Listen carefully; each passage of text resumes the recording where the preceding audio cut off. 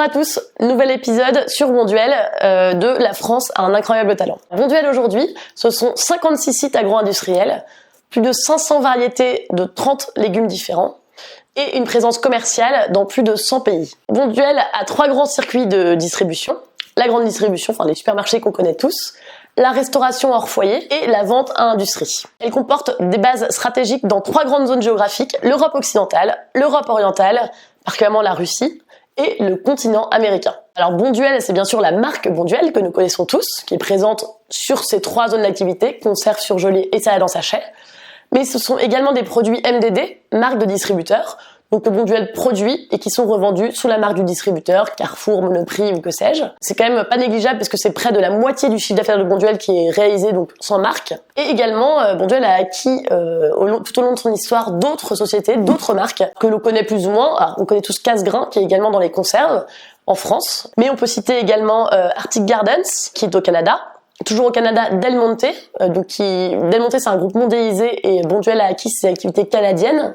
En revanche, elle se retrouve en concurrence avec Del Monte dans le reste du monde. On peut citer également Globus en Russie et Ready Pack Foods aux États-Unis. Alors le marché mondial des légumes et des légumes préparés, il est très fragmenté par type de produit, asperges, brocolis ou petits pois. Par utilisateur final, ça peut être la restauration, la grande distribution ou les clients qui vont au marché comme ça acheter leurs légumes.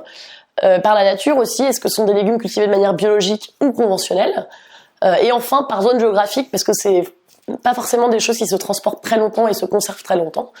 Donc voilà, l'implantation géographique est très importante sur ce marché. Le marché mondial des légumes préparés représente 99 milliards de dollars en 2019. C'est un marché qui est en croissance, rien qu'entre 2018 et 2019, il a cru de 10%, et donc c'est une tendance extrêmement favorable bien sûr pour Bonduelle qui évolue sur ce marché. C'est un marché donc qui est porté par plusieurs tendances, l'augmentation de la population mondiale bien sûr, il y a plus de monde donc on mange plus forcément, mais également l'augmentation du niveau de vie et la féminisation au travail.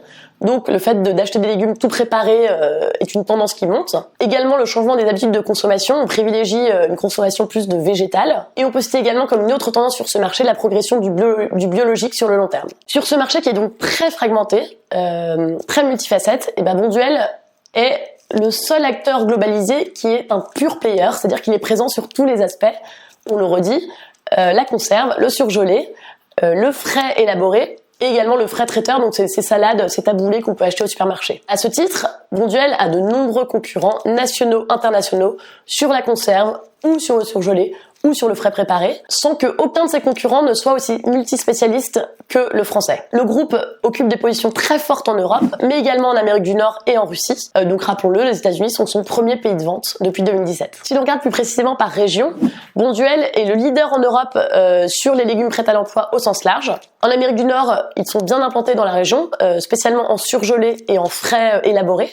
Bon, en surgelé, les concurrents nord-américains, les 2 principaux, sont 5 fois plus gros que Bonduelle, donc il est plus dans la position d'un honnête challenger que d'un véritable leader. En revanche, il faut mentionner en frais élaborés son leadership écrasant, notamment sur les salad bowls, donc c'est des salades préparées avec une très forte valeur ajoutée, et où Bonduelle détient 65% du marché, ce qui est assez colossal. Voilà, j'espère que ce 2e épisode sur l'incroyable talent de Bonduelle vous aura plu. Et on arrive très bientôt avec la fin de l'histoire. À très bientôt avec l'équipe Hibou.